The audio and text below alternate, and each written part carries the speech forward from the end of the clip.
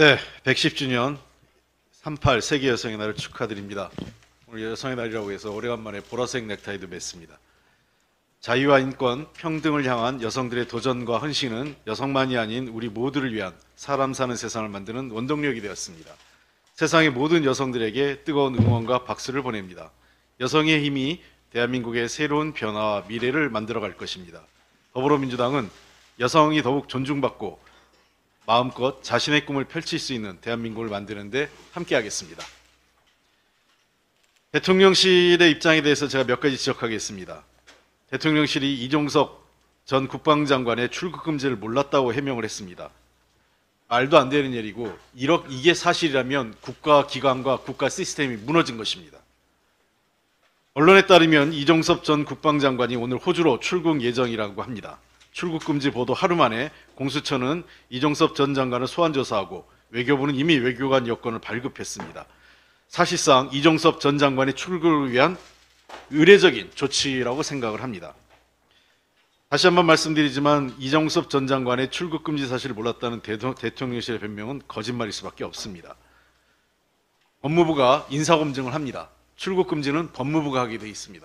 그렇다면 뭐가 사실입니까?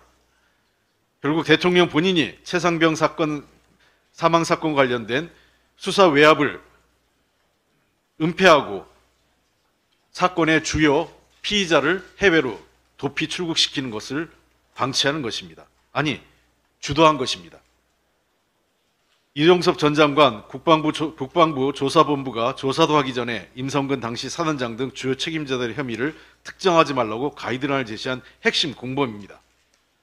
더 이상 이 사람에 대해서는 출국 금지 유지해야 됩니다. 법무부는 만약에 이 사람에 대한 출국 금지를 해제한다면 법무부는 범죄 피의자에 대한 공범이 될 것입니다. 대통령은 국제적 망신 더 당하기 전에 핵심 피의자 이종섭의 호주 대사 임명을 처리하십시오.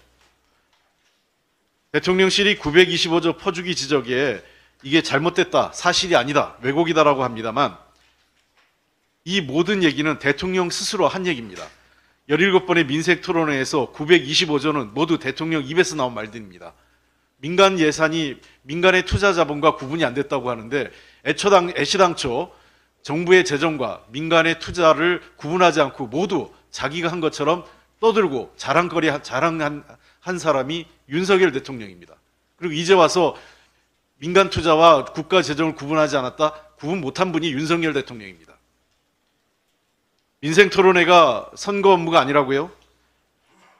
그런데 묘하게도 소위 얘기해서 여야 총선 격전지인 수도권에서만 총 11회가 열렸습니다. 그리고 본인들의 텃밭이라고 할 수 있는 부산, 대전, 울산, 창원, 서산, 대구 등 주요 지역에서 나머지가 열렸습니다. 17회, 17회 중에서 호남에선 단 한 번도 민생 토론회가 열리지 않았습니다. 이게 뭘 의미하겠습니까? 자, 그렇다면 민생 토론, 민생과 관련돼서 총선 개입이 아니라면 윤석열 정부는 호남을 버린 것입니다. 자신에게 표 안 줬다, 자신의 지지율이 낮았다고 호남을 버린 것입니다. 어떻게 설명하실 겁니까?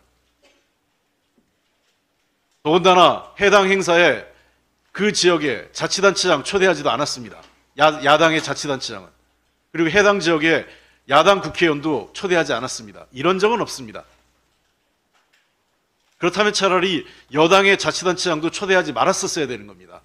사람이 행동을 할 때에는 최소한 초지일관, 일관성은 있어야 됩니다.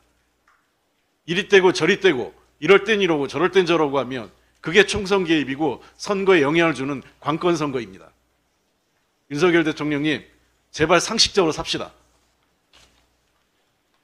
윤석열 정부의 총체적 경제 실패 심각합니다. 물가가 고공행진입니다. 유가의 고금리까지 다시 3고 위기가 다가오고 있습니다. 물가가 심상치 않더니 지난달 생활물가 3.7% 비상 상황입니다. 엎친 데 덮친 격으로 중동 정세 불안과 함께 오펙 플러스의 감산 연장으로 유가도 오름세입니다. 유가가 오르면 이후 공공요금 인상도 불보듯 뻔한 일입니다. 부채 위험을 뜻하는 신용갭은 14분기 연속 위험 경고입니다. 국민들은 고금리에 고통받고 있습니다. 우리 국민들은 다시 고물가, 고유가, 고금리 3고 위기에 놓인 것입니다. 이러한 총체적 경제 위기에도 대통령은 경제는 관심 없고 불법 관권 선거에만 올인하고 있습니다.